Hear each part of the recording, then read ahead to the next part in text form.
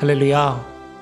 한 주간 평안하셨습니까? 우리 옆 사람들하고 한번 또 인사 나눠보시고요. 한 주간 잘 지내셨는지, 또 예배 가운데 만날 수 있어서 참 반갑고 기쁘고 감사합니다. 함께 예배할 수 있어 기쁩니다. 이렇게 함께 인사하면 좋겠습니다. 우리 같이 함께 찬양하죠. 오늘은 특별히 종료주일인데요. 주님의 고난을 또 묵상하는 고난주간이 또 이제 시작됩니다. 여러분 또 기억하면서 함께 예배 가운데 나가기를 원합니다. 우리 달고 오묘한 그 말씀이라는 찬양하고요. 주 말씀 내 발의 등이요라는 두 곡의 찬양을 같이 이어서 함께 찬양하고 하나님 앞에 나가도록 하겠습니다.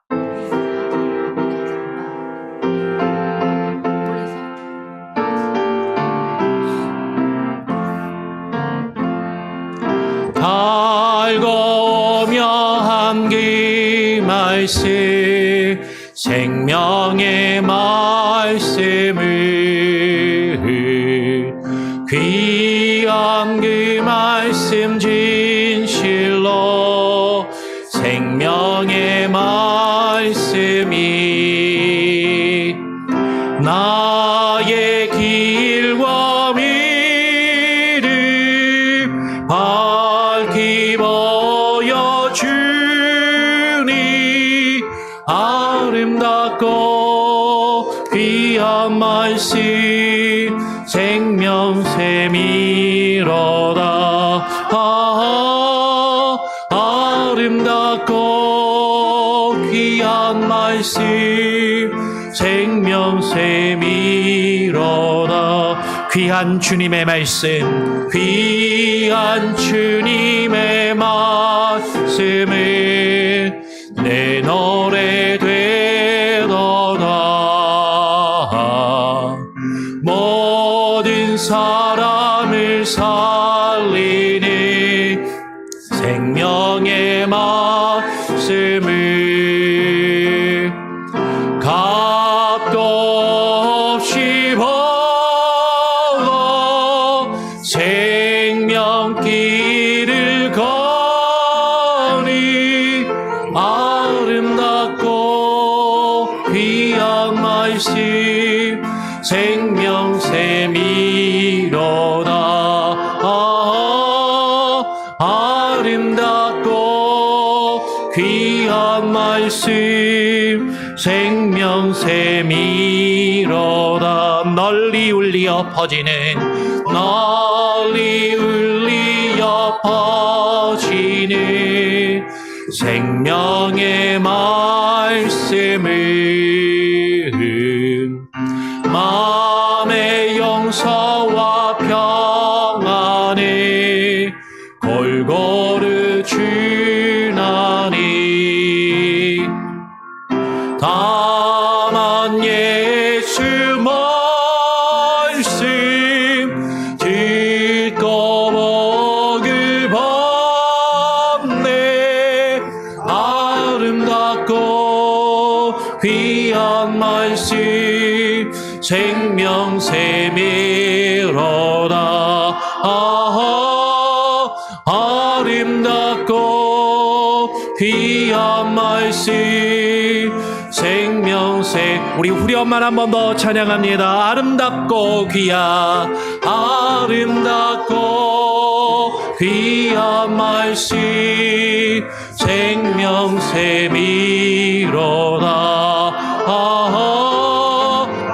아름답고 귀한 말씀 생명샘이로다.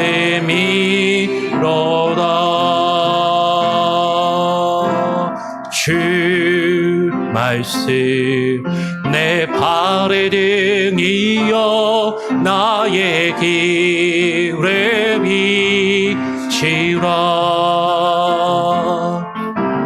주 말씀 내 발의 등이여 나의 길에 비치라. 우리 같이 함께 주 말씀 내 발에 주 말씀 내 발의 등이여 나의 길에 비치라. 주 말씀 내 내 발의 등이여 나의 길에 비치라. 길을 잃고서 나 두려울 때도 주님 항상 내 곁에 주님 계시니 두려움 없네. 나와 함께 하소서.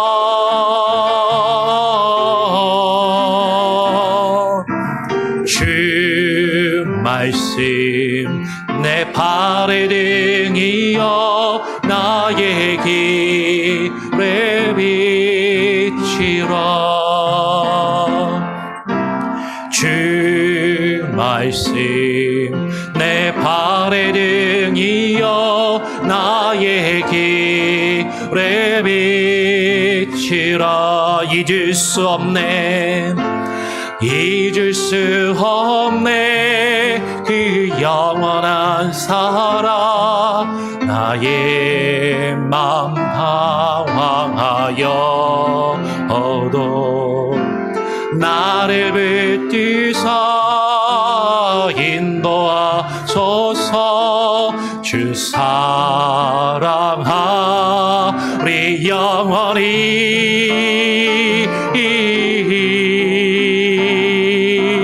주 말씀 내 발의 등이여 나의 길에 비치라. 주 말씀 내 발의 등이여 나의 길에 우리 같이 한번 마음에 손 얹고 한 번 더 고백합시다. 주 말씀 주 말씀 내 발의 등이여 나의 길에 비치라. 주 말씀 내 발의 등이여 나의 길에 비치라. 우리 같이 합심하여 함께 기도하겠습니다. 그렇습니다. 주님, 오늘 이 시간 주님 앞에 나와 주님을 예배할 때 주의 말씀의 빛을 우리에게 비추어 주시고, 하나님 주의 성령이여 우리의 마음 가운데 어둠이 물러가게 하여 주시고 밝은 빛을 비추어 주시며, 하나님이여 갈 길을 몰라 어둠 가운데 헤매고 있는 우리들이 주님을 향하여 나아가게 하여 주시고, 주님이 우리에게 보이신 그 생명의 길을 주님의 인도하심을 따라 나아가며 하나님 앞에 나와 예배하는 참된 예배자들로 주님 앞에 서게 하여 주시옵소서. 오늘 예배를 주님께 온전히 의탁하고 우리의 마음을 주님 앞에 내려놓으며 합심하여 함께 기도하겠습니다. 기도합니다. 아버지 하나님, 오늘 시간 가운데 함께하여 주시고 우리의 마음이 온전한 마음으로 주님 앞에 서게 하여 주시옵소서. 우리의 연약함과 우리의 나약함을 아시는 주님, 우리를 긍휼히 여겨주시고 하나님 앞에 나와 간절히 무릎 꿇으며 하나님이 주님의 뜻을 구하며 주의 영광의 빛을 구하며 주의 말씀의 빛이 우리의 어둠을 물러가게 하시고 하나님 우리의 갈 길을, 우리의 갈 바를 비추시며 알리시는 그 놀라운 은혜를 경험하며 나아갈 수 있게 하여 주시옵소서. 오늘 주님 앞에 나와 예배할 수 있다는 것, 오늘 주님 앞에 나와 주님을 찬양한다라는 것, 이것이 얼마나 큰 은혜요 기쁨인지를 깨달아 알며 이 예배를 귀하게 여기게 하여 주시고 예배를 사모하게 하여 주시고 주님 앞에 전심으로 예배하는 우리들 되게 하여 주시옵소서. 주만을 섬깁니다. 아버지 하나님 역사하여 주시고 주님 은혜 가운데 거하기를 소원하오니 하나님 충만하게 하여 주시옵소서. 충만하게 하여 주시옵소서. 아버지 하소서. 아버지 은혜 가운데 갈 수 있기를 새롭게 하시고. 아멘.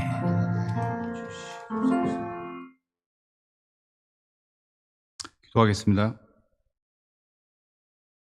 사랑과 은혜가 충만하고 자비로우신 하나님, 항상 저희 마음속에 거주하시며 한 주간도 무사히 돌보아 주심에 감사드립니다. 주일을 맞이하여 모든 성도들이 모여 찬양과 기도와 말씀으로 예배를 드릴 수 있음을 감사드립니다. 우리의 나약한 삶을 보호해 주시고 세상의 물질과 유혹에 흔들릴 때 우리의 모습을 바로잡아 주시며 예수 그리스도 십자가 희생을 통해 배타적이 아닌 이타적인 기독교인으로서 삶을 깨닫게 하심을 다시 한번 감사드립니다. 껍질을 탈피하지 못하는 뱀은 죽습니다. 때가 될 때마다 허물을 벗고 새롭게 하지 않으면 뱀은 그 안에 갇혀 죽음을 맞이합니다. 우리의 신앙적 삶은 어떻습니까? 때가 될 때마다 옛 껍질을 벗고 새롭게 발전해 나가고 있는가 되물어 봅니다. 껍질을 벗지 못해 아둥바둥하고 있는 나 자신이 남의 껍질을 안타까워하고 있는 건 아닌지 반성해 봅니다. 오늘날 현대 문명은 우리를 무언가에 집중하기 매우 힘들게 만들어 놓고 있습니다. 과도한 정보와 손쉬운 인공지능의 도움으로 오히려 핵심과 집중을 위한 자신의 노력을 회피하게 되고 것만 하게 되는 일상이 되어가고 있습니다. 너는 마음을 다하고 뜻을 다하고 힘을 다하여 내 하나님 여호와를 사랑하라 라고 하셨듯 우리의 신앙은 집중을 하고 있는가 반성해 봅니다. 인간의 삶을 종종 나그네 길에 비유합니다. 태어나서 죽을 때까지 모든 사람들은 제각각 아주 다양한 삶의 길을 걸어가고 그 과정 속에 많은 오르막과 내리막을 경험하며 넘어지고 일어서기를 반복합니다. 하지만 기독교인으로서 인생길에는 다름이 있음을 깨닫습니다. 하루하루 지나가는 힘들고 변화무쌍한 길 속에서는 알지 못하나 먼 길을 지나고 돌아보면 누군가 인도한 길을 따라 무사히 나의 길을 가고 있음을 깨닫습니다. 이 길의 종착점이 하나님이 예비하신 우리 마음속 영원한 구원의 나라임을 믿습니다. 기독교인으로서 걸어가는 이 모든 인생길이 하나님의 인도하심에 걷는 순례길임을 믿습니다. 이제 예배를 시작하오니 말씀과 찬양 속에 평온함을 얻고 예배를 인도하는 목사님과 예배를 위해 준비하신 모든 성도님들께 은혜가 함께하기를 기원하며 이 모든 말씀 예수님 이름으로 기도합니다. 아멘.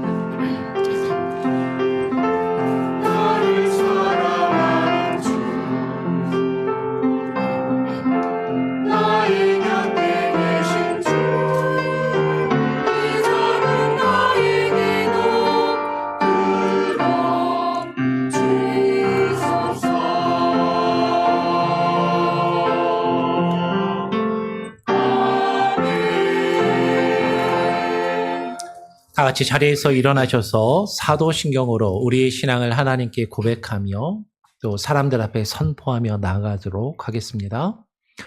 전능하사 천지를 만드신 하나님 아버지를 내가 믿사오며 그 외아들 우리 주 예수 그리스도를 믿사오니 이는 성령으로 잉태하사 동정녀 마리아에게 나시고 본디오 빌라도에게 고난을 받으사 십자가에 못 박혀 죽으시고 장사한 지 사흘 만에 죽은 자 가운데서 다시 살아나시며 하늘에 오르사 전능하신 하나님 우편에 앉아 계시다가 저리로서 산 자와 죽은 자를 심판하러 오시리라.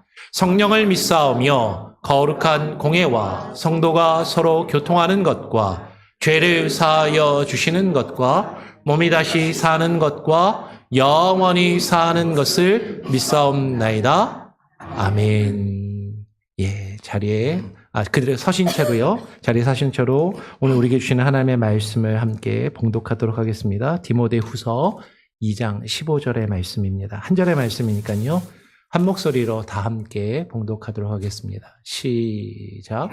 너는 진리의 말씀을 옳게 분별하며 부끄러울 것이 없는 일꾼으로 인정된 자로 자신을 하나님 앞에 드리기를 힘쓰라. 아멘. 예, 자리에 앉으시길 바랍니다. 우리 찬양대 찬양으로 하나님께 영광 올려드리도록 하겠습니다.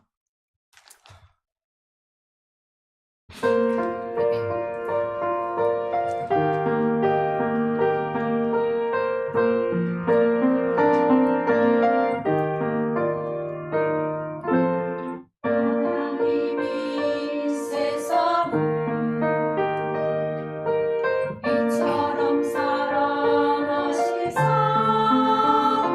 독생자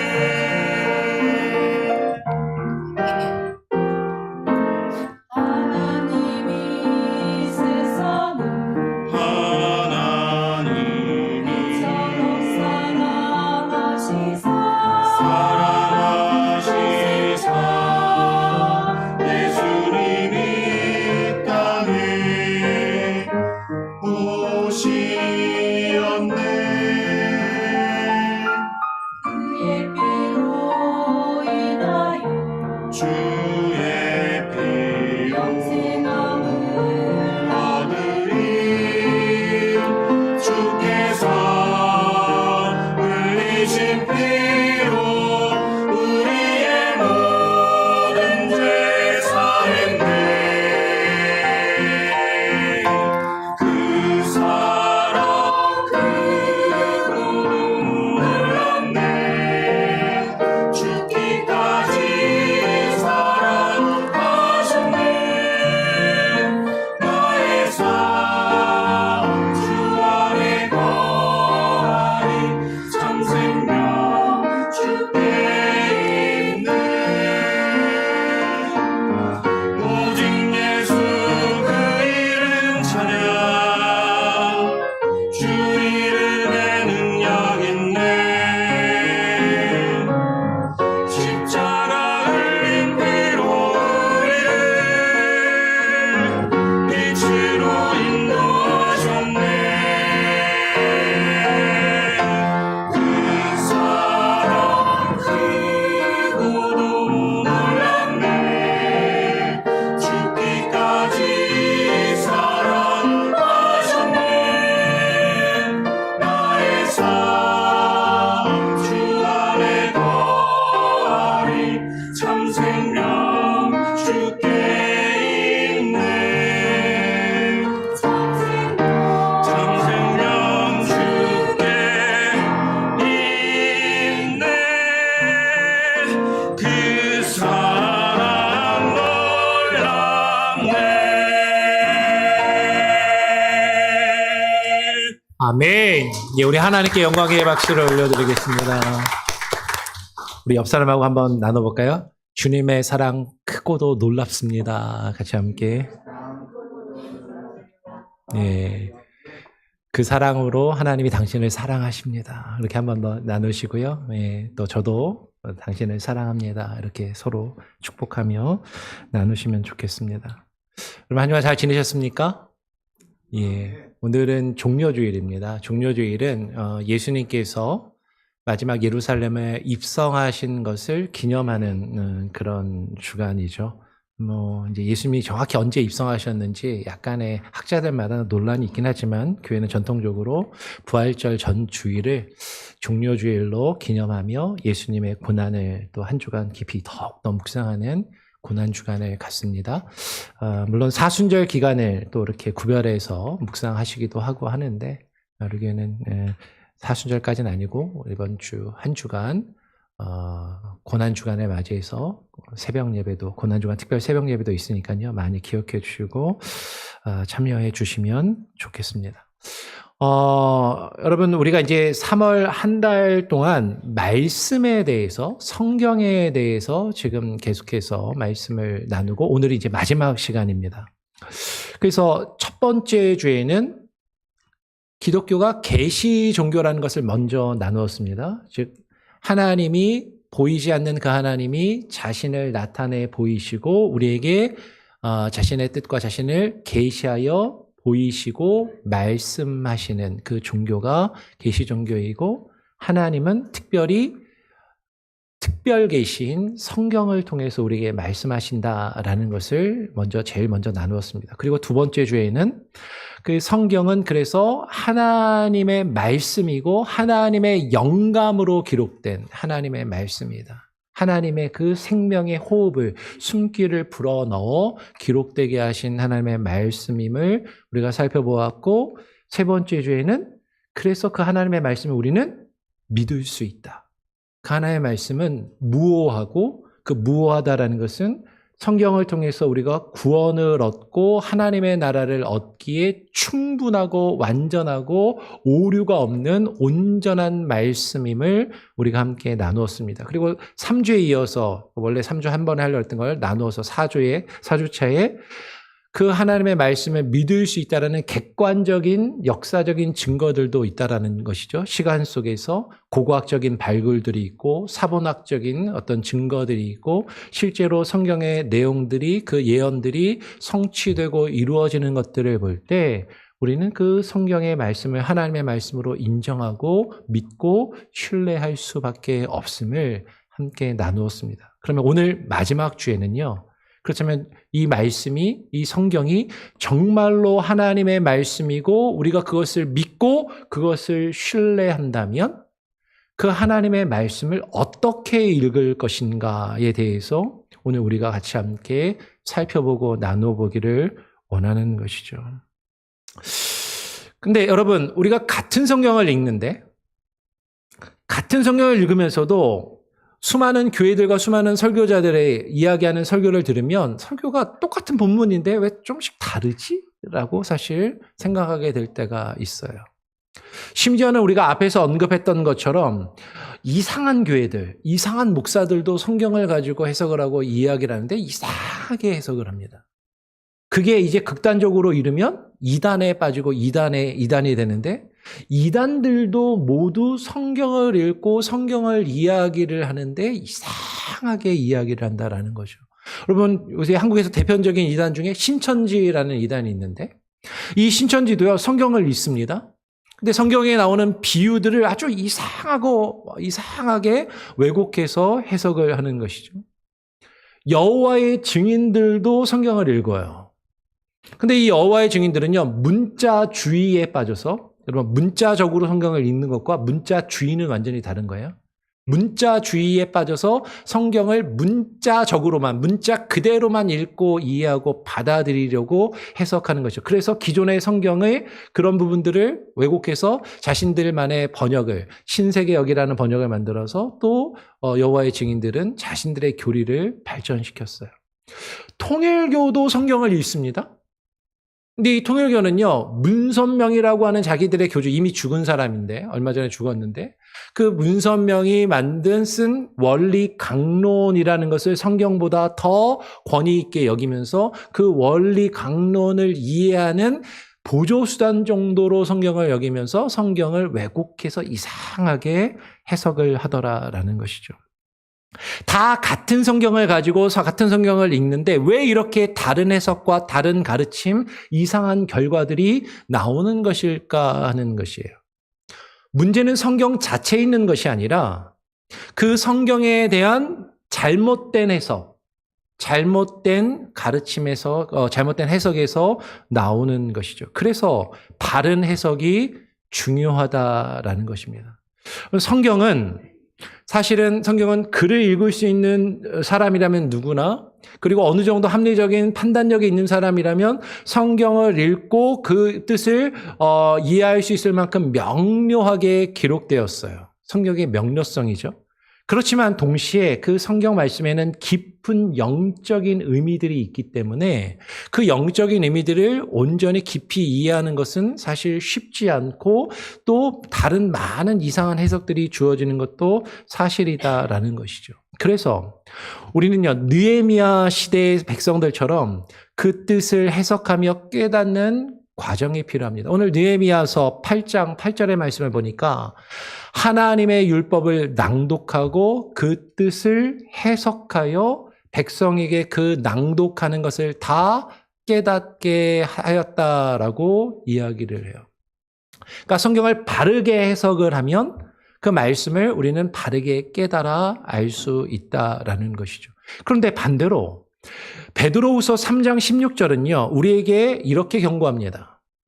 그 중에, 성경 중에 알기 어려운 것이 덜어 있으니 무식한 자들과 굳세지 못한 자들이 다른 성경과 같이 그것도 억지로 풀려다가 스스로 멸망에 이르느니라. 성경 말씀은요, 내가 읽고 싶은 대로 억지로 해석하고 풀이하려다가 멸망에 이르게 된다라는 것이죠. 내 생각과 나의 상황과 나의 환경과 나의 감정과 나의 기분에 따라서 거기에 끼워 맞춰서 성경을 읽고 해석하는 것이 아니라 우리는 성경이 우리에게 직접 성경 그 자체가 우리에게 말씀하시도록 그 성경이 성경을 해석하시게 하는 그 성경 읽기가 필요하다라는 것이에요.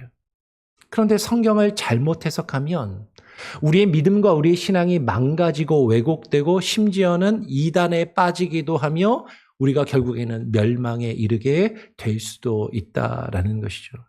그래서 사도 바울은 오늘 본문에서 이렇게 이야기를 하는 것입니다. 오늘 본문 디모데후서 2장 15절에서 그의 영적인 아들 디모데를 향하여 그리고 우리를 향하여 이렇게 말씀하는 것이죠. 너는 진리의 말씀을 옳게 분별하며 옳게 진리의 말씀을 분별하라. 그러면 여기서 분별하라라는 이 말이 헬라어로는요. 오르토토메오라는 단어를 씁니다. 오르토토메오. 이 단어의 1차적인 뜻이 뭐냐면 똑바로 자른다라는 뜻이에요. straight cut. 바르게 나눈다라는 의미를 가집니다. 옛날 부흥사들 중에 말씀을 잘 나눈다, 말씀을 잘 쪼갠다 뭐 이런 표현을 쓰시는 분들이 종종 있었는데 사실 이 표현에서 가져온 것이죠. 성경을 바르게 분별하고 바르게 해석하는 것. 마치 목수가 나무를 설계도에 따라서 똑바로 정확하게 잘라야 그 설계도대로 집을 짓고 그 만들고자 하는 것을 정확하고 튼튼하게 바로 만들 수 있는 것처럼 우리가 성경도 내 생각에 따라서 삐뚤게 재단하고 삐뚤게 받아들이거나 내가 읽고 싶은 대로 구부러뜨려서 해석하고 이해하지 않고 하나님이 우리에게 말씀하신 그 의도대로 하나님의 뜻대로 바르게 읽고 해석해야 우리의 믿음과 우리의 신앙을 바르게 만들어가고 세워나갈 수 있다라는 것이죠.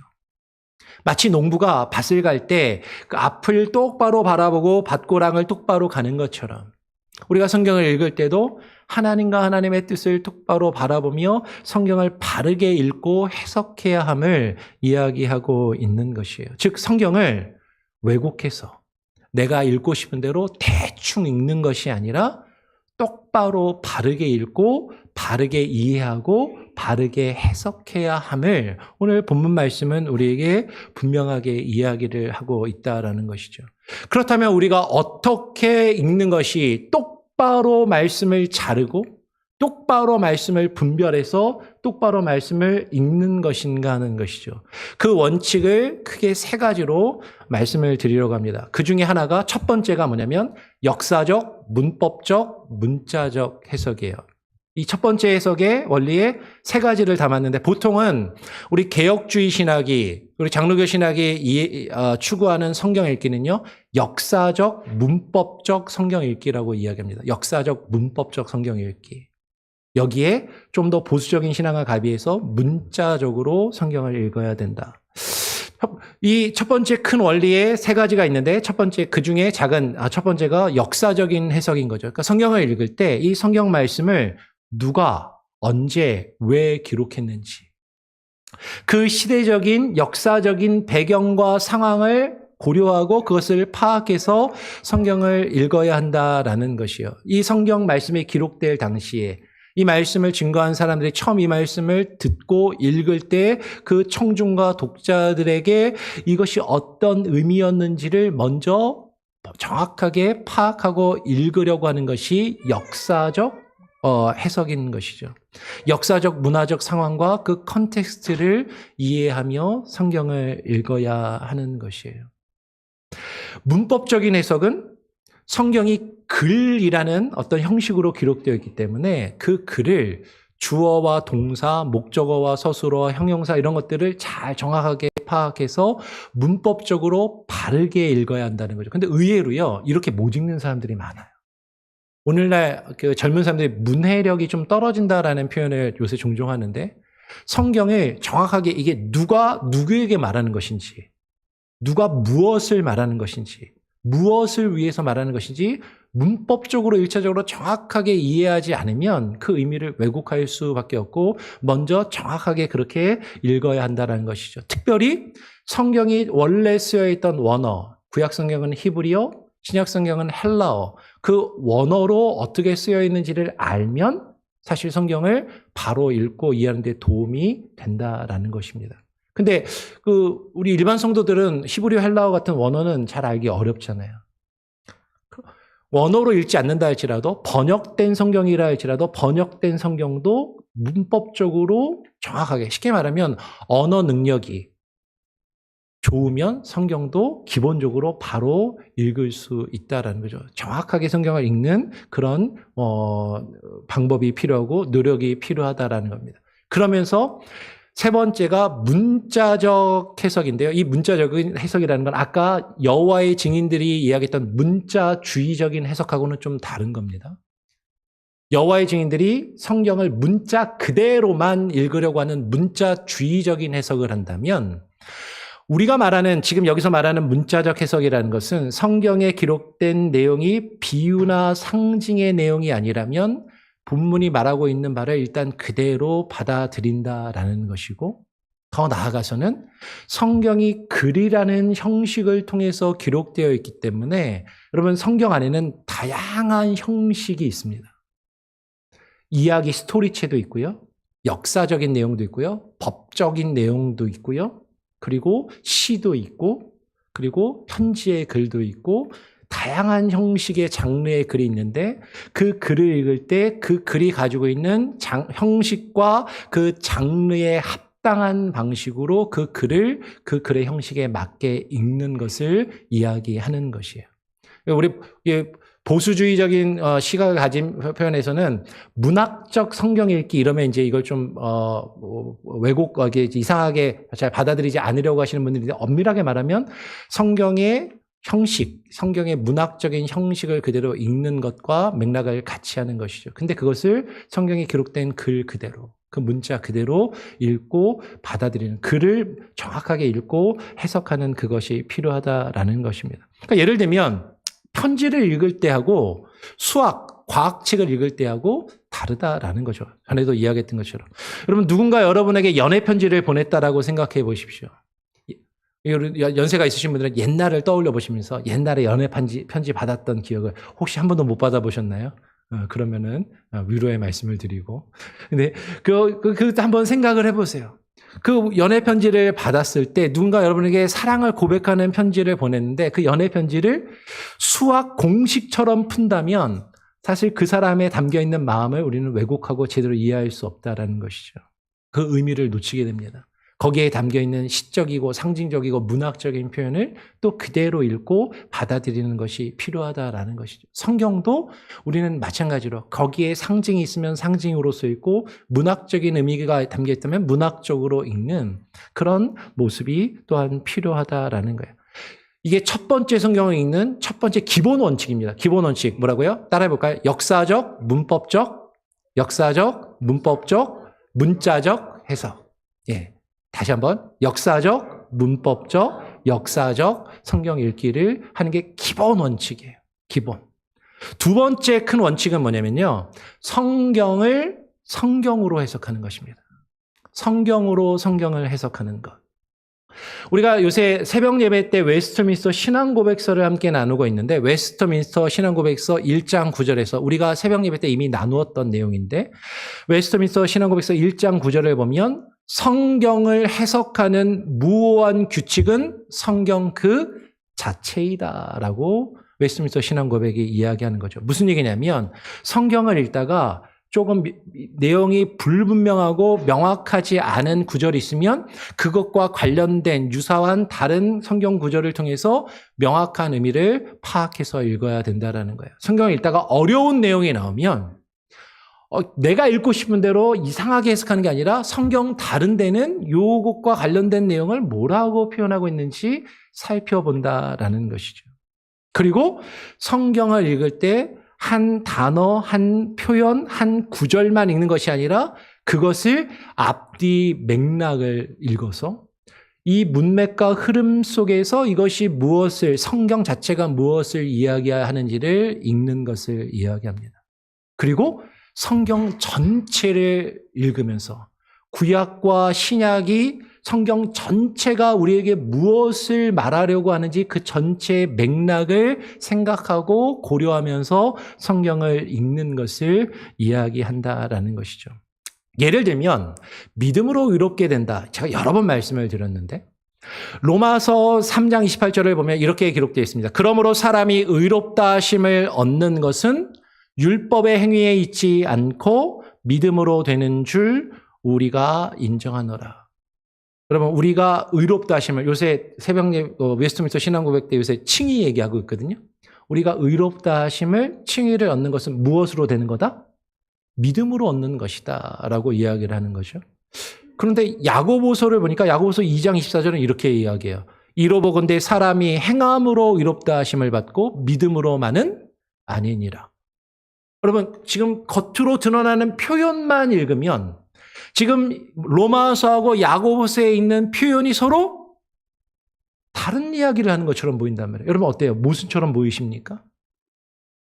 그렇게 겉으로 1차적인 표현만 보면 그렇게 보일 수 있다라는 것이죠. 그런데 그렇지 않다라는 거예요. 성경은 서로 모순되지 않고 이 두 본문이 함께 조화와 균형을 이루고 있다라는 것이죠. 이 두 가지를 우리는 동시에 보고 읽고 해석해야 된다는 거예요. 그래서 바른 해석은 뭡니까? 로마서는 우리가 구원을 얻는 것은, 의롭다 하심을 얻는 것은 믿음으로만 얻는다는 것을 강조하면서 믿음이 없이 나의 행함과 나의 의지와 나의 노력으로 그것을 얻을 수 없음을 강조하고자 한다는 것이에요. 믿음이 반드시 필요하다. 믿음 없는 행함, 믿음 없는 종교적인 활동으로 우리가 구원을 얻고 의롭다 하심을 얻을 수 있는 것이 아니다라는 것이죠. 그런데 야고보서는 그 믿음으로 구원을 얻고 의롭다 하심을 얻는 것이지만 진정한 참된 믿음은 반드시 행함을 동반한다. 행함이 없다면 지금 성경이 우리가 말하는 믿음은 지식적으로 알고 지식적으로 동의하고 내 머리로만 그것을 동의하고 내 관념 속에서만 내 마음 속에서만 확신을 가지는 것이 아니라 그 믿음은 우리의 삶의 모습과 행함이 없어도 되는 것이 아니라 그것을 반드시 요구하고 필요한다라는 것을 지금 함께 이야기를 하고 있는 것이에요. 다시 구원은 믿음으로 얻는 것이지만 그 구원받는 믿음은 반드시 우리의 삶의 모습과 행함을 요구하고 포함한다라는 것이죠. 여러분, 이것이 바로 성경을 성경으로 해석하는 그런 두 번째 원칙입니다. 세 번째 원칙은 뭐냐면 그리스도 중심적인 해석을 해야 돼요.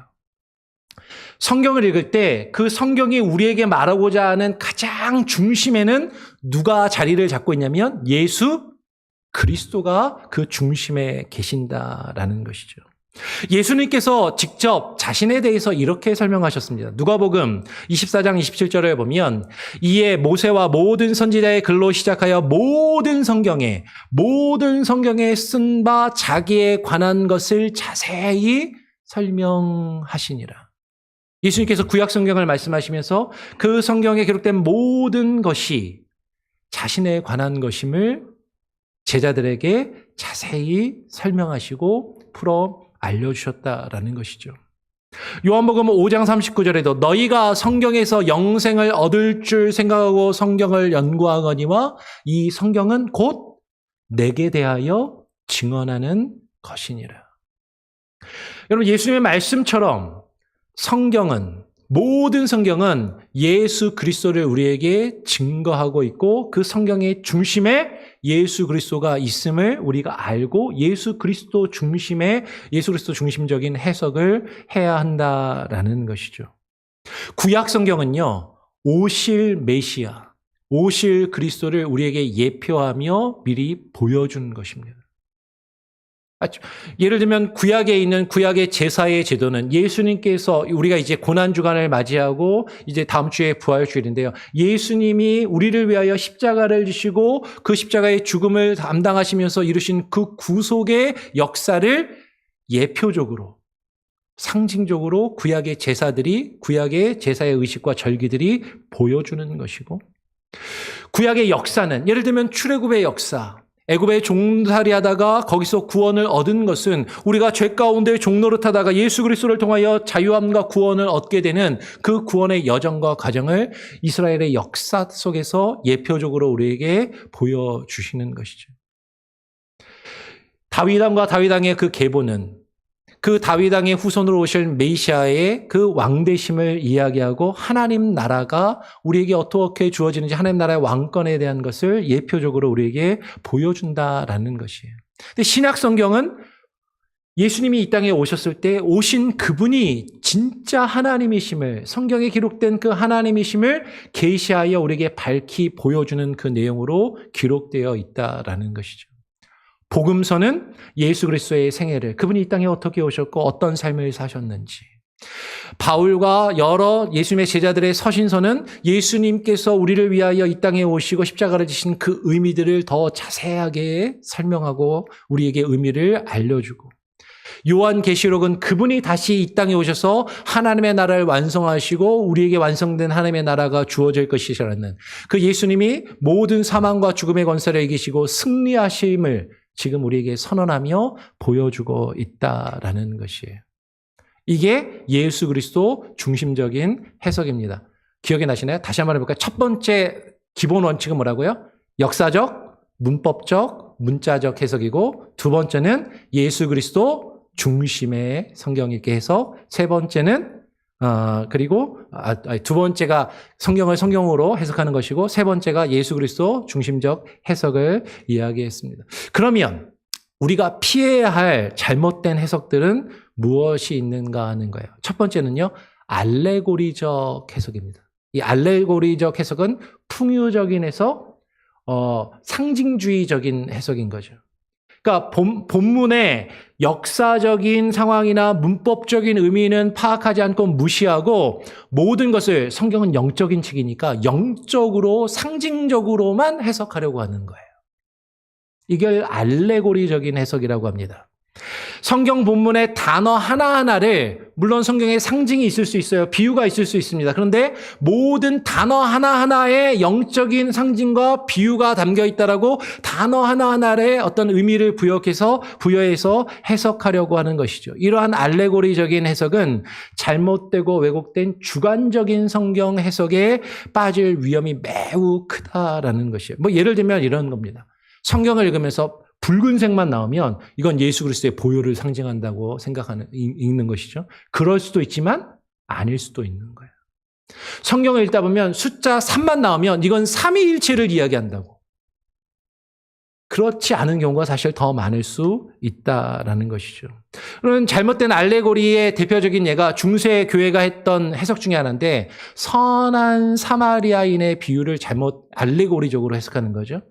누가복음 10장 25절 37절에 나오는 선한 사마리아인의 이야기를 설명하면서 어떤 영적인 교훈을 부여한다고 알레고리적으로, 상징적으로 이렇게 해석합니다. 한 사람이 예루살렘에서 여리고를 향해서 내려갑니다. 여리고는 천국이고, 예루살렘은 천국이고 여리고는 이 세상이다. 근데 그 중간에 강도를 만났는데 강도는 마귀이고 사마리아인이 예수님이다.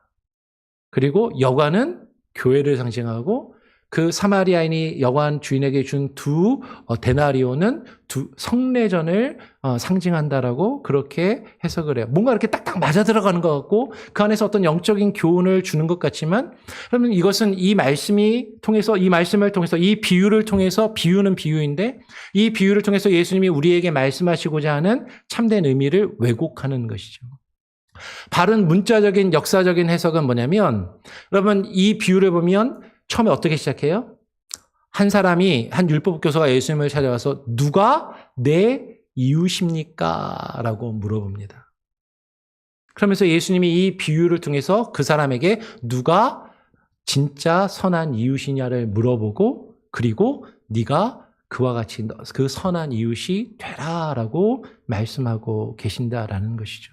당시 유대인들이 미워하던, 상종도 하지 않던 사마리아인이 진정한 선한 이웃일 수 있음을 말씀하시면서, 여러분 지금 우리가 알레고리적으로, 상징적으로 지금 표현하는 것과는 다르게, 지금 중세교회가 그렇게 설명한 것과는 다르게, 지금 우리가 정말로 이 비유를 통해서 우리가 누가 선한 이웃이고 우리가 그 선한 이웃으로 누군가에게 그 이웃의 삶을 살아야 되는지를 우리에게 말씀하시고자 하는 그 본래적인 의미를 알레고리적으로 읽고 이해하면 왜곡하고 잘못 이해할 수 있다라는 거예요. 이 알레고리적인 해석과 연결돼서 또 다른 우리가 피해야 할 해석이 영지주의적인 해석입니다. 이게 보통 이단들이 많이 하는 잘못된 성경 해석의 방법인데요. 이 영지주의라는 건 무슨 이야기냐면 영지주의 그 이름에 담겨 있습니다. 성경에 담겨 있는 건 영적인 의미로 가득해서 영적으로 특별한 사람들만 그것을 알 수 있다라는 게 영지주의예요. 많은 이단들이 성경에 숨겨진 특별한 비밀이 있다라고 주장하는 거죠. 그러면서 특별한 사람만, 특별하게 영적으로 깨어있는 영적인 능력을 가진 사람만 그 비유를 알고 이해하고 설명해 줄 수 있다라고 이야기하면서 그게 누구다? 우리 교단의 교주다라고 이야기를 하는 거죠. 그러면서 그 비유를 다르게 해석을 해요. 그리고 다른 사람은 일반 교회를 다니는 일반 교회에서 목회를 하는 일반 목사들은 이런 비유를 알 수도 없고 알려주지도 않는다라고 그렇게 이야기를 하는 거죠. 대표적인 게요. 신천지가 비유풀이 아까 얘기했는데 씨 뿌리는 비유를 이렇게 해석을 합니다. 씨 뿌리는 비유 요새 우리가 수요 성경 공부 때 예수님의 비유에 대해서 함께 나누는데요. 그 예수님의 비유를 통해서 우리가 발견한 그 예수님의 씨 뿌리는 비유는 밭에 뿌려지는 씨는 말씀을 상징해요. 천국 복음을. 근데 그게 아니라고 이야기합니다. 밭은 사람의 마음이라고 우리는 예수님이 그렇게 말씀하시는데 밭이 사람의 마음이 아니라고 이야기해요. 그럼 뭐라고 이야기하냐면 가라지 비유랑 이 비유를 섞어버립니다. 우리가 가라지 비유하면서 살펴봤던 것처럼 가라지 비유에서 씨는 사람이거든요. 그러니까는 이 씨 뿌리는 비유에다 가라지 비유를 갖고 와가지고 거기다 짬뽕을 해가지고 이 밭에 뿌리는 씨는 사람인데 어떤 사람이냐면 신천지를 믿는 사람들.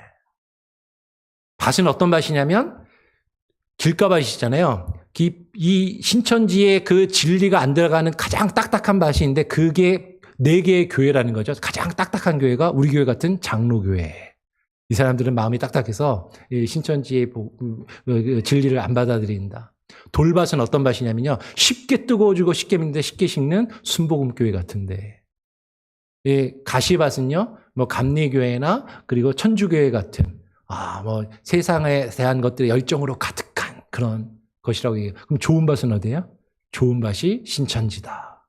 그래서 신천지가 진짜 진리를 말한다. 이런 식으로 해석을 한단 말이에요. 그러면 신천지의 교수 이만희만 아는 숨은 비밀이 있다라고 주장하고 그것을 일반 교회나 목회자들은 가르쳐주지 않으니까 여기 와서 배워라. 그래야 진리를 알 수 있고 성경을 바로 알 수 있다라고 이런 식으로 유혹을 하고 미혹을 한다라는 것이죠. 근데 여러분 성경은요 명료합니다. 성경에 물론 이해하기 어려운 부분들도 있지만 구원에 필요한 진리를 하나님께서 명확히 그곳에 기록되게 하시고 표현되게 하셨어요. 그것을 하나님이 우리에게 그 감추어진 진리를 드러나서 보이게 하셨다. 그걸 뭐라고 얘기한다고요? 계시라고 한다고 했잖아요.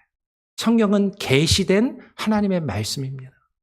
우리가 구원을 받기에 필요하고 충분하고 완전한 그 감춰졌던 비밀이 성경에 드러나 있고 계시되어 있고 우리에게 드러난 진리로 기록되어 있다라는 것이죠. 그런데 성경에 다른 사람이 모르는 나만 아는 우리만 아는 특별한 진리가 있다라고 누군가 이야기한다면 십중팔구 그것은 이단이에요. 그러면 이것이 피해야 될 영지주의적인 해석인 것이죠. 이게 다 연결이 됩니다. 지금 영지주의하고 또 연결돼서 문맥을 무시하는 잘못된 해석이에요.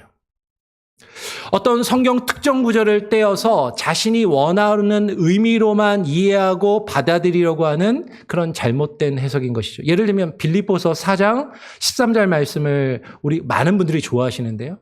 빌립보서 4장 13절 말씀이 뭐죠? 내게 능력 주시는 자 안에서 내가 모든 것을 할 수 있느니라. 근데 요거를 앞뒤 안 살피고 그것만 딱 띄어서 내가 읽고 싶은 대로 읽는 거예요. 잘못된 해석이 뭐냐면 하나님이 내게 능력을 주신대. 하나님이 내게 능력을 주시니까 내가 원하는 것은 뭐든지 할 수 있어. 근데 그 원하는 게 뭐예요? 구체적으로 내가 사업을 하는 사람은 사업에 성공할 수 있어.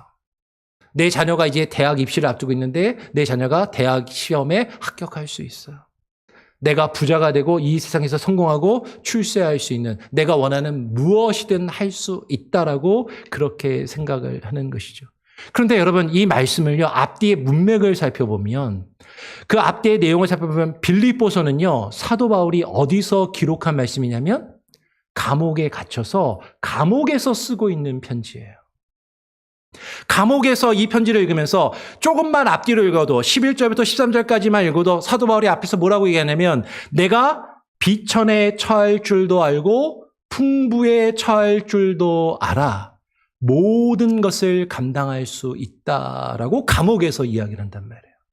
그럼 여기서 말하는 모든 것은 어떤 환경이든지 그것이 무엇이든지 내가 가난해도 내가 부유해도 아무리 어떨고 힘든 상황이라도 그것을 감당하며 거기에 만족하고 그것을 이겨낼 수 있다라는 의미를 이야기하는 것이지 단순한 성공이나 출세나 내가 원하는 것을 내가 하고 싶은 대로 할 수 있다라고 이야기하는 것이 아니다라는 것이에요. 성경을 읽을 때 성경의 앞뒤 문맥을 정확하게 읽고 살펴보셔야 됩니다. 만약에 그렇지 않으면 아주 특정한 구절의 일부분만을 읽고 받아들이면 이상하게 잘못 해석할 수 있다는 아주 극단적인 예를 하나 설명을 드릴게요. 아마 이 이야기는 많이 들어보신 분들이 있을 텐데 어떤 사람이 목사가 하도 성경 읽어라 그러니까 매일 성경을 본대요. 매일 성경 어떻게 보냐면 아침에 일어나갖고 성경 책을 이렇게 딱 펴가지고 성경책에서 딱 눈에 제일 먼저 들어오는 성경 구절, 이거 하나님이 내게 주신 말씀이구나. 그렇게 하루 성경을 매일 보고 그렇게 받아들였답니다. 이게 성경, 찬송가랑 성경이랑 합쳐져 있으니까 요 중간쯤을 이렇게 딱 피면 마태복음이 나오거든요. 그랬더니 마태복음 27장 5절이 딱 펴진 거예요. 우리 고난주간인데 예수님의 제자 유다가 예수님 팔아먹고 어떻게 했어요? 유다가 가서 스스로 목매어 죽은지라라는 게 눈에 제일 먼저 들어온 거죠. 이 아침부터 목매서 죽는 얘기가 나왔네. 이거는 좀 기분 나쁜데 다시 덮고 성경을 다시 핍니다. 딱 폈는데 누가복음 10장 37절이 나왔어요. 제일 37절에서 눈앞에 내 눈에 그 사람 눈에 제일 먼저 뭐가 들어왔냐면 너도 이와 같이 하라. 무슨 얘기야? 목매서 죽으라는 거야. 오늘은 아니 신약이 아닌가 보다. 신약 아니야. 구약으로 넘어가자. 구약을 다시 딱 폈어요. 구약을 폈더니 예레미야 4장 6절이 딱 눈에 들어왔는데 4장 6절에서 제일 먼저 들어오는 단어가 뭐냐면 지체하지 말라.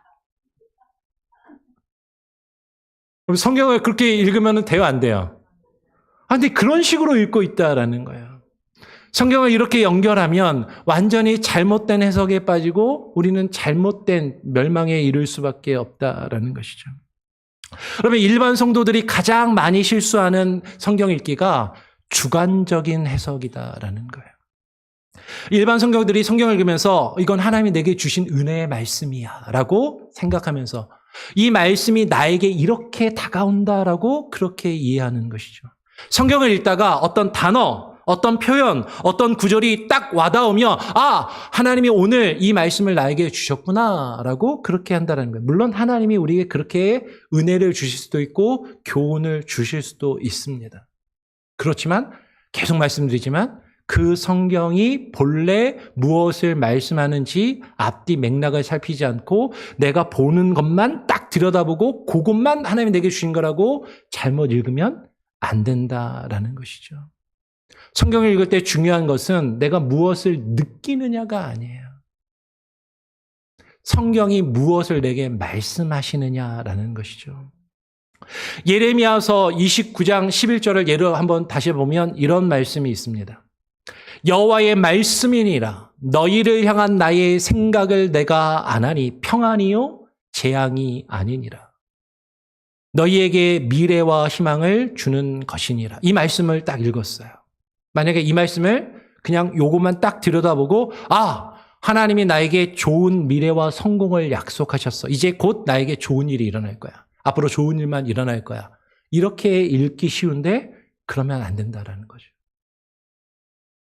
이 말씀이 어떻게 기록되는지를 그 문맥을 살펴보면 이 말씀은요. 이스라엘 백성들이 바벨론의 포로로 끌려갔는데 그 바벨론의 포로로 끌려간 이스라엘 백성들에게 주신 말씀입니다. 그러면서 포로 가운데 있는 그 백성들에게 70년 후에 그들이 하나님의 약속대로 돌아갈 것이라고 약속하시는 말씀이라는 거죠. 그러니까 이 맥락은 뭐냐면 하나님은 신실하시고 진실하시고 약속을 반드시 지키시는 분이셔서 우리가 어떠한 고난과 환난과 어려움 가운데 있더라도 하나님의 계획이 있고 하나님의 뜻이 있어서 지금은 내가 이 어려움 가운데 있지만 결국에는 하나님께서 회복시키시고 우리를 좋은 곳으로 인도하실 것이라는 희망과 믿음을 주는 것이에요. 근데 그거를 이해하지 않고 그냥 앞으로 나에게 좋은 일만 있을 거야. 이렇게 이해하고 받아들여서는 안 된다는 것이죠. 지금 겪고 있는 어려움을 이겨낼 수 있는 위로와 희망을 주시는 말씀이다라는 것이죠. 그러면 우리가 성경을 읽을 때 바른 성경 읽기는 어떻게 해야 되는가 하는 것이에요.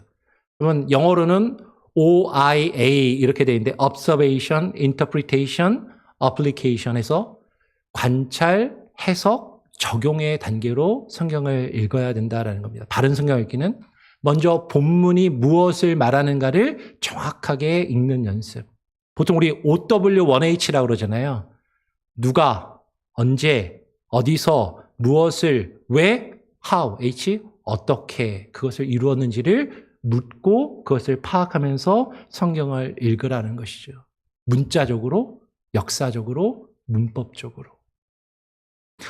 그렇게 해서 그 안에서 발견된 그 의미가 무엇인지를 해석하라라는 것이요. 이 본문이 원래 기록된 그 1차 청중에게, 1차 독자에게 어떤 의미로 읽혀지고 들려졌을지, 그리고 그 역사적인 문화적인 상황 가운데서 이것이 의미하는 바가 원래 무엇이었는지, 그렇다면 그 의미가 오늘날 나에게는 어떻게 다가오는지, 성경 전체의 흐름과 문맥 안에서 그 부분만 일부분만 보지 말고 전체 맥락을 살펴서 그 의미를 해석하는 방법을 택해야 된다는 것이죠. 그리고 나서 그 다음에 적용으로 넘어와야 되는 거예요. 이 본문이 나에게 무엇을 요구하는가? 이 말씀이 나에게 주는 교훈은 무엇인가? 나는 어떻게 이 말씀에 하나님의 뜻에 순종할 것인가? 그것을 어떻게 실천할 것인가? 근데 많은 사람들이요, 관찰, 해석, 이게 시간도 많이 걸리고 어렵거든요. 다 건너뛰고 성경 읽으면서 하나님이 내게, 이 성경을 읽으면서 내게 주신 느낌, 감정, 그냥 내게 딱 떠오르는 그대로 이건 내게 주신 말씀이라고 바로 적용해버리는 이런 잘못을 행해서는 안 된다라는 것이죠. 아주 쉬운 성경으로 한번 연습을 해보겠습니다. 요한복음 3장 16절을 보면 우리가 누구나 잘 아는 말씀이에요. 여기서 주어가 누군지를 살펴야 되는 거죠. 누가? 하나님이. 무엇을? 그 독생자 예수 그리스도를 우리에게 주셨으니. 왜 주셨어요? 세상을 사랑하셔서. 그 결과가 어떻게 되었습니까? 우리가 영생을 얻게 되었다라는 것이죠. 이렇게 정확하게 읽은 다음에 해석을 해야죠. 아, 하나님의 사랑의 본질은 우리를 위하여 그 아들을 내어주시고 희생하신 사랑이구나. 그것을 믿는 믿음으로 우리가 구원을 얻는구나. 우리에게 주시는 그 영생과 구원은 하나님이 우리에게 주시는 선물이구나. 우리가 그것을 그렇게 해석하고 알았다면 어떻게 적용할 것인가? 나는 이 사랑을 알고 있고 믿고 있는가? 나는 예수님을 나의 구주로 믿고 영접하고 있는가? 나는 이 사랑을 다른 사람에게 전하고 있는가? 이 사랑을 전한다면 어떻게 전할 것인가? 그것을 우리의 삶 가운데 적용하는 그런 자세가 필요하다라는 거죠. 그러면 이렇게 성경을 읽기 위해서는요, 우리에게 세 가지의 필수적인 자세가 필요합니다. 다시 말씀드리지만 성경을 전체를 보는 눈을 가져야 돼요. 내 눈에 들어오는 한 구절, 내가 읽고 싶은 그것만 보지 마십시오. 성경 전체의 내용을 보시고 이 전체 맥락에서 하나님이 나에게 무엇을 말씀하시는지를 이해해야 하는 것이죠. 두 번째, 기도하는 마음으로 성경을 읽어야 됩니다. 이 성경이 계시된 하나님의 말씀이라면 그 하나님의 말씀을 비추는 성령의 조명하심을 우리가 간구하며 기도하는 마음으로 겸손히 성경을 읽어야 하는 것이죠. 주님, 성령의 빛과 조명하심으로 우리의 어두운 눈을 밝히셔서 하나님이 우리에게 주시는 말씀과 의미를 깨달아 알게 하옵소서. 그렇게 기도하며 읽어야 되는 거예요. 그리고 더 중요한 것은 순종하는 마음으로 성경을 읽어야 한다는 거죠. 아, 성경을 읽었네. 아, 알았어. 머리로 지식적으로 알고 끝. 이게 아니라 이 말씀을 통해서 하나님의 뜻을 깨닫고 그 뜻을 어떻게 이루어가며 순종할 것인지를 늘 생각하며 성경을 읽으라라는 것이죠. 여러 번 말씀을 드렸습니다. 야고보서 1장 22절. 너희는 말씀을 행하는 자가 되고 듣기만 하여 자신을 속이는 자가 되지 말라라고 말씀을 하시는 것이죠. 그러면 이렇게 성경을 읽기 위해서요, 우리에게 필요한 것이 무엇이냐면 공동체 안에서 성경을 읽어야 되는 겁니다. 성경을 나 혼자 읽으면 위험에 빠지기 쉬워요. 내가 읽고 싶은 대로 잘못된 해석을 하고 이해를 하고 성경을 잘못 왜곡해서 읽을 수 있다 하는 것이죠. 여러 번 말씀을 드리지만 베레아 사람들처럼, 사도행전 17장 11절에 있는 베레아 사람들처럼 말씀을, 간절한 마음으로 말씀을 받고 이것이 그러한가 하여 날마다 성경을 상고하는 모습이 우리에게 있어야 되는 것이죠. 하나님께서 우리에게 허락하신 건강한 교회 공동체 안에서 바른 설교의 말씀을 들어야 됩니다. 그리고 말씀을 듣고 그냥 끝나는 것이 아니라 그 설교 말씀이 정말로 성경에 비추어 그런가를 늘 확인하고 되묻는 연습을 해야 한다라는 것이죠. 그리고 그것을 공동체 안에서 다른 사람들과 함께 늘 나누고 성경 공부를 하며 배우고 연구하시기를 힘써야 한다는 것이죠. 그래서 우리에게 요구되는 것은, 여러분, 목회자가 필요하고, 하나님이 그래서 말씀의 설교자를, 저와 같은 목사를 세우셨고 그들을 통해서 말씀을 듣게 하셨고 그 말씀을 우리는 배워야 돼요. 그리고 그 성경 말씀을 우리가 이해하고 도움되는 여러 책들이 있습니다. 좋은 주석들을 참고하시고요. 그리고 무엇보다도 교회 소그룹 안에서 우리가 함께 성경을 읽고 묵상해야 되는 거예요.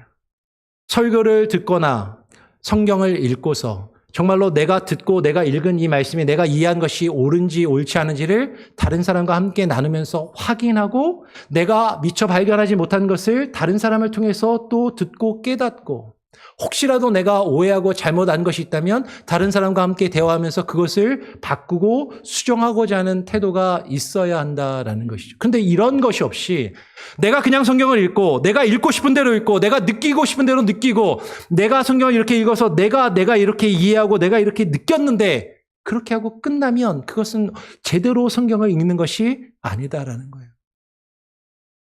내가 읽은 것을 함께 나누면서 다른 사람이 나에게 뭔가 이야기할 때 저 사람이 날 판단하네, 평가하네? 그렇게 생각할 것이 아니라 그를 통해서 하나님이 내게 또 무엇인가를 말씀하시는지 놓친 부분이 없는지는 깨닫고 혹시 내가 잘못 생각한 것이 있다면 그것을 바꾸려는 태도를 교회 공동체 안에서 소그룹 안에서 함께 성경을 읽고 묵상하는 그런 태도를 가져야 한다는 것이죠. 그것이 진정한 큐티 모임의 목적이고 구역 모임의 목적이고 성경 공부를 하는 이유라는 것이에요. 그 소그룹을 여러분 귀하게 여기시고 함께 참여하시길 바랍니다. 이제 말씀을 정리하겠습니다. 여러분, 한평생 우리는 성경을 배우는 제자의 삶을 살아야 됩니다. 성경은요, 한 번 읽고 그냥 끝나는 책이 아니에요. 평생 말씀을 읽고 배우고 순종하는 책입니다. 근데 어렵죠. 어렵게 느껴지시죠? 포기하지 마시길 바랍니다. 말씀을 바르게 읽고 바르게 이해하고 바르게 살아가십시오. 우리가 예배 전에 불렀던 찬양의 가사가 되는 시편 119편 105절은 이렇게 고백하는 것이죠. 주의 말씀은 내 발의 등이요 내 길의 빛이니이다. 우리가 성경을 바르게 읽을 때 말씀의 빛이 우리를 비추시어 우리의 길이 밝아집니다. 우리가 성경을 바르게 읽을 때 우리의 발걸음이 걸어가야 할 그 길이 확실해진다는 것이에요. 우리가 말씀을 바르게 읽을 때 우리의 신앙이 성장합니다. 그러면 우리가 배운 것을 잘 기억하십시오. 기본 원칙이 뭐라고요? 역사적, 문법적, 문자적, 성경 읽기, 성경으로 성경을 해석하기, 예수 그리스도 중심의 성경 읽기. 피해야 할 것은 알레고리적이고 영지주의적이며 문맥을 무시하고 내가 읽고 싶은 대로 주관적으로 읽고 해석하는 것은 피해야 한다라는 것이에요. 말씀 읽을 때 관찰하고 해석하고 적용하며 성경 전체를 바라보고 그 말씀에 순종하려는 마음으로 기도하는 마음으로 성경을 공동체 안에서 교회 안에서 좋은 설교의 말씀을 듣고 바른 설교의 말씀을 듣고 그것을 함께 나누며 함께 점검하는 그 과정이 우리에게 필요하다라는 것이죠. 그러면 매일 여러분 실천적인 과제를 드립니다. 매일 성경 한 장 이상 읽으시길 바랍니다. 지금까지 여러 번 도전했지만 실패하셨어요? 오늘부터 다시 시작하시길 바랍니다. 근데 성경을 읽을 때 그냥 내가 읽고 싶은 대로 읽는 게 아니라 관찰, 해석, 적용을 방법을 생각하며 읽으시길 바라요. 장기적으로 올 한 해 1년 동안 성경 일독을 한번 해보자. 근데 우리 교회는 성경 일독 여러 번 하신 분들이 많잖아요. 그러면요, 성경을 빨리 다 읽는 것보다 더 중요한 게 뭐냐면 정확하게 읽는 연습입니다. 통독을 여러 번 하셨으면요, 올해는 내가 조금 느리더라도 정독을 해봐야 되겠다. 천천히 꼼꼼히 한번 읽어봐야 되겠다. 어떻게? 관찰, 해석, 적용을 하면서. 그리고 그것을 혼자 읽는 것이 아니라 소그룹을 통해서, 구역 모임을 통해서, 큐티 모임을 통해서, 수요 성경 공부를 통해서 함께 나누고 확인하는 과정을 꼭 가지시길 바랍니다.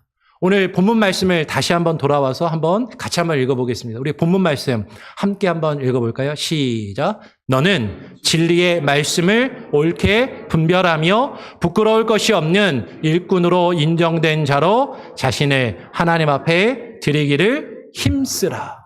여러분, 여기서 힘쓰라라는 말은요, 노력하라, 최선을 다하라라는 것이에요. 성경은 단지 읽기만 하는 책이 아닙니다. 우리의 삶을 살아내는 생명의 말씀입니다. 성경을 바르게 읽는 것은요, 하루아침에 되지 않아요. 평생 끊임없이 배우고 끊임없이 우리가 힘쓰며 노력해야 하는 것이죠. 그 말씀을 바르게 읽고 바르게 배우며 바르게 살아갈 수 있는 저와 여러분이 되기를 간절히 바라고 소원합니다. 아멘. 우리 같이 한번 마지막 신앙의 고백을 함께 하고 말씀을 마치겠습니다. 우리 슬라이드에 있는 내용을 같이 함께 읽고 마쳐볼까요? 시작. 주님, 성경은 주님의 말씀입니다. 저는 이 말씀을 바르게 읽기 원합니다. 매일 성경을 읽고 매일 성경을 묵상하며 매일 성경에 순종하는 평생 제자의 삶을 살게 하소서. 아멘. 우리 함께 찬양하며 여러분 드린 예물을 하나님께 봉헌하는 시간 갖도록 하겠습니다. 주님 말씀하시면 주님 말씀하시며 내가 나아가리다. 주님 뜻이 아니며 내가 멈춰서리다. 나의 가고 서는 것 주님 뜻에 있으니 주님 나를 이끄소서. 주님 말씀하시며 내가 나아가리다. 주님 뜻이 아니며 내가 멈춰서리다.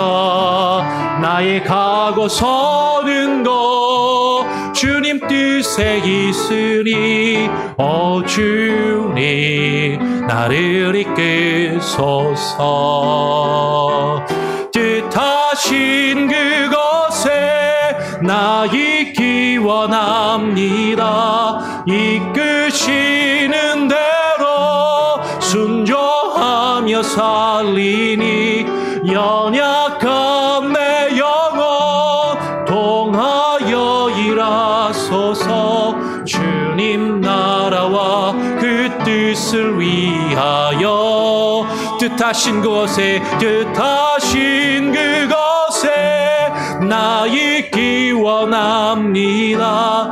이끄시는 대로 순종하며 살리니 연약한 내 영혼 통하여 일하소서. 주님 나라와 그 뜻을 위하여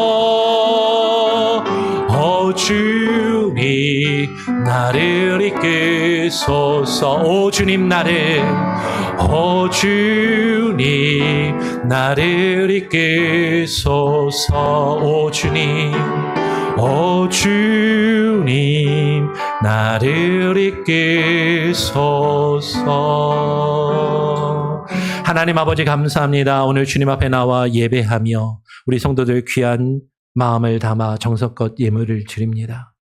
하나님, 오늘 우리가 들은 말씀과 같이 그 진리의 말씀을 바로 읽고 바르게 하나님의 뜻을 깨닫고 분별하여 그 말씀대로 살아가는 우리들 되게 하여 주시옵소서.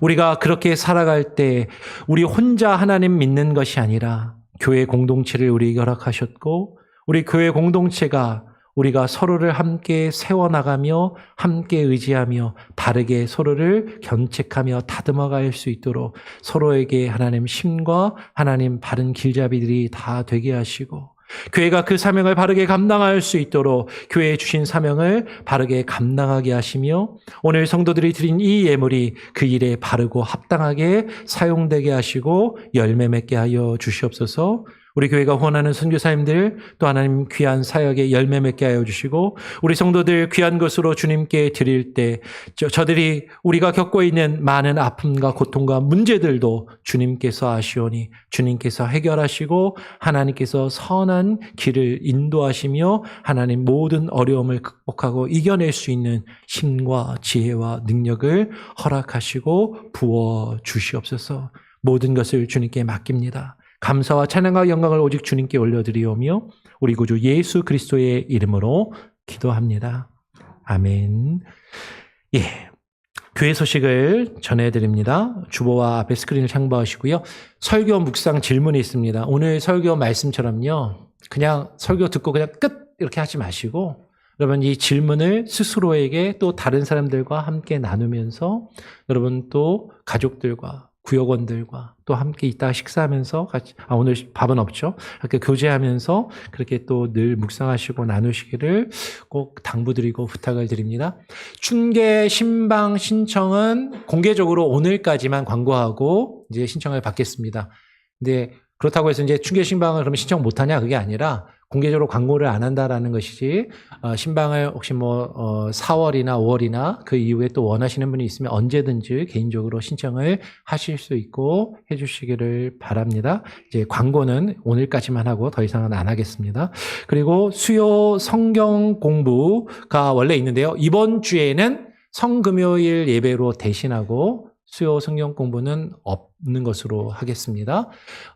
그래서 이번 한 주간 고난주간인데요. 고난주간 특별 새벽 예배가 화요일부터 토요일까지 아침 5시 20분, 오전 5시 20분에 교회에서 있으니까 여러분 힘드신 거 압니다. 일하시냐고 피곤하시고 바쁘신 건 아는데 그래도 고난주간, 한 주간 그 고난을 묵상하며 가능하면 함께 참여해서 현장에서 예배할 수 있길 바라고 현장에 못 오시는 분들은 꼭 온라인으로라도 실시간도 안 되면 녹화된 것이라도 꼭 함께 참여해 주시기를 당부와 권면과 부탁을 드립니다.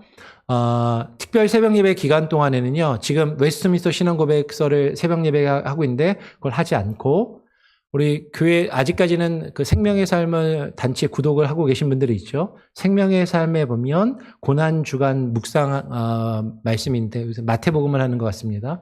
생명의 삶에 있는 본문을 가지고 고난주간 특별 새벽 예배 때 고난주간 말씀을 함께 나누고 살펴보도록 하겠습니다. 성금요일도 있습니다. 금요일 예배, 금요일 저녁 7시 교회에서 있으니까요.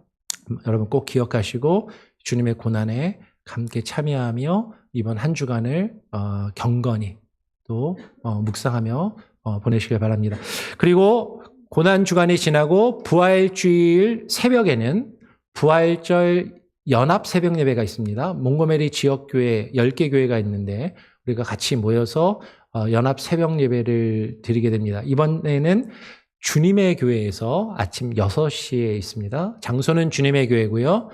설교는 제일감리교회 김민영 목사님께서 설교를 해주시고 예배 인도는 제가 합니다. 그래서 꼭 많이 함께 참여해 주시기를 부탁을 드리겠습니다. 그리고 다음 주일은 부활주일 감사 예배로 드립니다. 주일학교와 연합 예배로 같이 드리겠습니다. 그래서 다음 주일은 일부 예배는 없고요. 우리 아이들과 함께 부활절 감사 예배를 드리면서 성찬식이 있겠습니다. 성찬식을 준비해 주시고요. 여러분 성찬식에 준비된 마음으로 오셔서 참여하시기를 부탁을 드립니다. 가족 수련의 1차 등록 마감을 오늘까지 합니다. 그래서 여러분 6월 29일부터 7월 2일까지 현대가 셧다운하는 그 기간인데요. 여러분 많이 같이 함께 참여해 주시면 좋겠고요. 아직까지 그 신청하신 분이 별로 없다고 제가 들었는데 이번에 그 강사 목사님이 너무 좋으신 분이거든요. 정말 말씀이 좋으신 분입니다. 그래서 꼭 이렇게 이 귀한 목사님 통해서도 들을 기회가 흔치가 않은데 제가 우리 교회도 한번 모셔보려고 몽고메리 연합 집회 때 한번 모셔보려고 앞으로 2년, 3년간 스케줄이 다 차 있으시대요. 근데 하여튼 여러분 좀 귀한 기회를 놓치지 마시고 꼭 같이 함께 참여하시기를 꼭 당부드리고 부탁을 드립니다. 오늘까지 신청하셔야 2인 1실 기준으로 330불에 신청하실 수가 있고 그리고 교회에서 반액은 지원해 드리는 것으로 합니다. 오늘까지 신청을 꼭 부탁을 드리고 구역장님들을 통해서 신청을 해 주시거나 아니면 오동혁 장로님께 직접 말씀해 주셔도 되고 구역장이나 오동혁 장로님이 안 보이면 저한테 사무실에 있으니까 저한테 말씀을 해 주셔도 되겠습니다. 그래서 오늘까지 꼭 알려주시기를 당부를 드립니다. 다른 광고 내용이나 제가 빼뜨린 내용이 혹시 있을까요? 없으시면 다 같이 자리에서 일어나셔서 마지막 찬양을 함께 찬양하고 제가 축도함으로 오늘 예배를 마치도록 하겠습니다.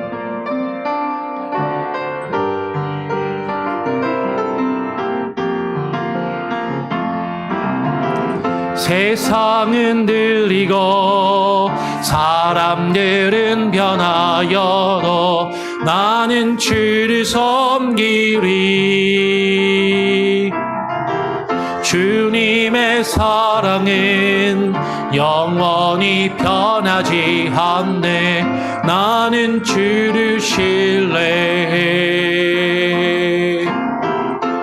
오직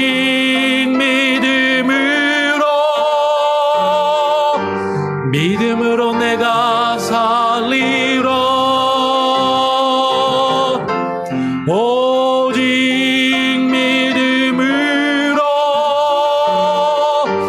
믿음으로 내가 살리라. 믿음 흔들리고 사람들 주를 떠나도 나는 주를 섬기리. 주님의 나라는 영원히 쇠하지 않네. 나는 주를 신뢰해.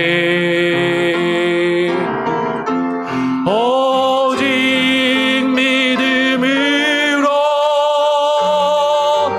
믿음으로 내가 살리라.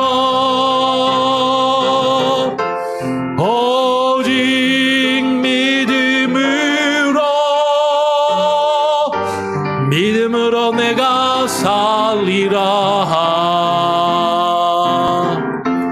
오직 의인은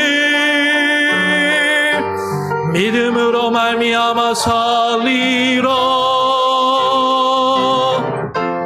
오직 의인은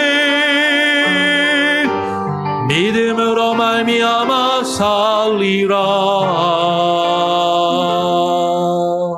이제는 우리 구주 예수 그리스도의 무한하신 은혜와 아버지 하나님의 크신 사랑과 성령님의 역사 교통하심이 기록된 성경의 말씀이 하나님의 말씀임을 깨닫고 인정하며 그 말씀을 바르게 분별하여 읽고 이해하며 하나님의 뜻을 깨닫고 분별하여 그 뜻대로 순종하며 살아가기를 소원하고 결심하며 다짐하며 돌아가는 오늘 예배 가운데 참여한 모든 예배자들과 우리 교회에 속해 있는 모든 권속들과 이 시간에 온라인으로 예배하며 이후에 예배드릴 모든 이들의 삶과 그들의 모든 삶의 영역 가운데 이제부터 영원토록 하나님이 주시는 은혜와 평강 가운데 함께 계실지어다. 아멘.